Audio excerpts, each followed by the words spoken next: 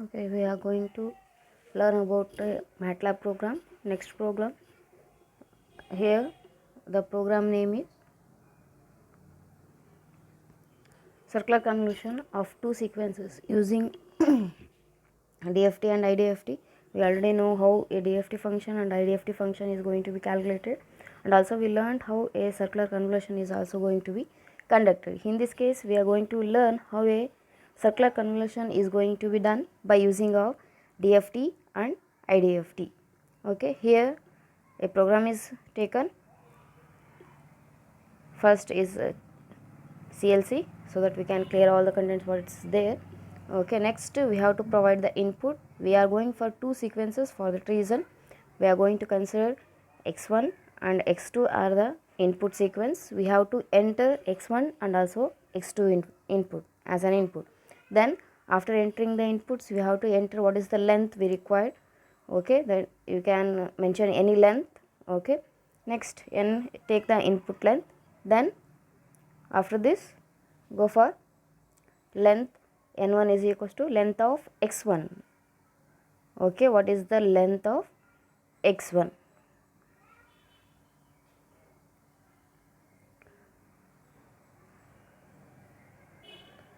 After this,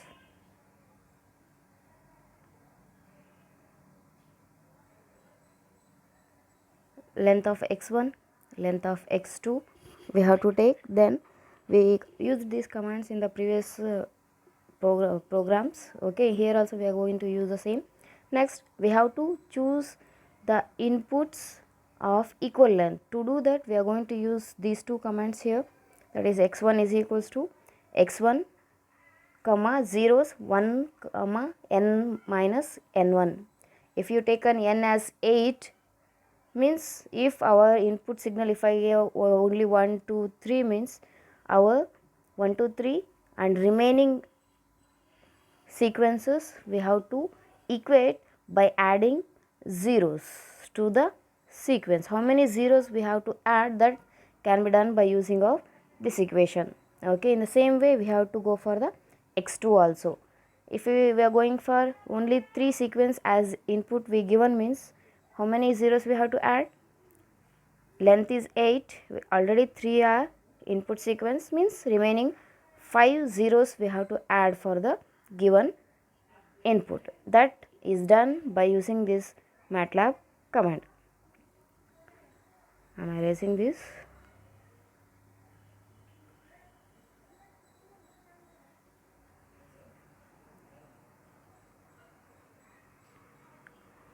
Next, after equating the lengths of x1 and x2, next we have to do, in this case we are going to use our FFT operation. X1 is equals to FFT of x1, so that you will be getting DFT of the first x1 in sequence. Then for x2 you will be getting as a DFT. FFT is going to be used to compute the DFT operation and also of the IDFT operation, so that we are going to use here FFT operation in this case. After this, next after taking DFT of x1 and x2, next we have to multiply both. We want circular convolution of both. To do that, we are going to multiply both the FFT equations, that is x1 and x2. Then here it's given x3 is equals to x1 dot star x2. This dot star is going to be multiplying x1 with x2 of each element. In this case, we are going to multiply a matrix multiplication in terms of array. Matrix multiplication can be done by using this command. Next, after getting our x3 output, then we have to find IDFT. Already we come across how a circular convolution is done. If I hope you remember, we are going for a DFT of the two sequences, that is given x1 and x2. After this, you will be getting of DFT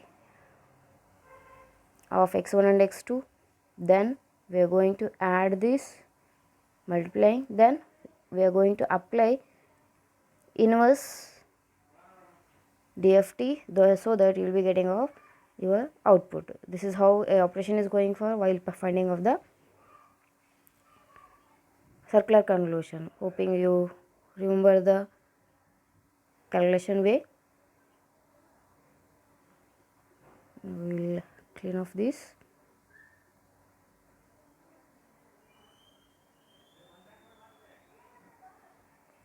Next, after getting our x3, then find the IFFT of x3. From this you will be getting a circular convolution of two sequences by using of DFT and IDFT method. Next, we are going to choose the length, whereas the length is depends on from 0 to the length of x3.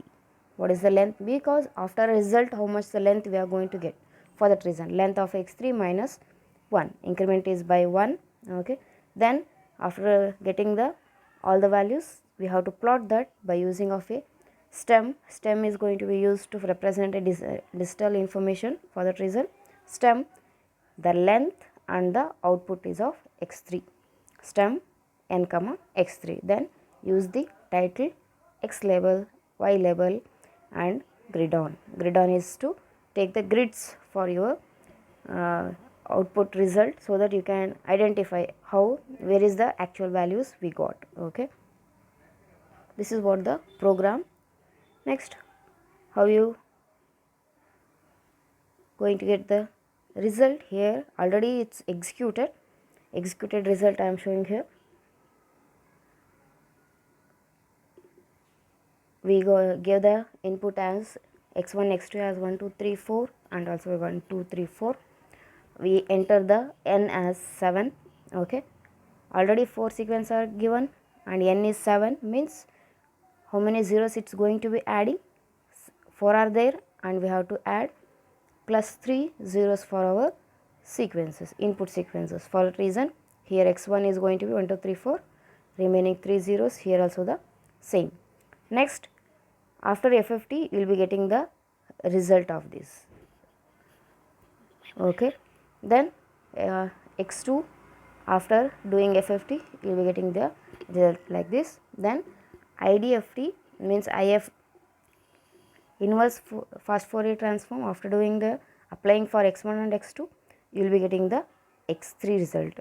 This is what the result you will be getting. Then the result what actually you will be getting as this one: 1 4 10 20 25 24 and 16.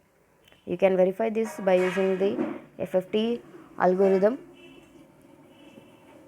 Okay, next, this is how. Next, you will be getting a plot when you execute the problem. Here, observe here for 0 you will be getting as 1, then for 2 you will be getting as 4, for 2 here 10, for 3 20, for 4 25, for 5 24, then for 6 16. This is what the result you will be getting when you execute this program.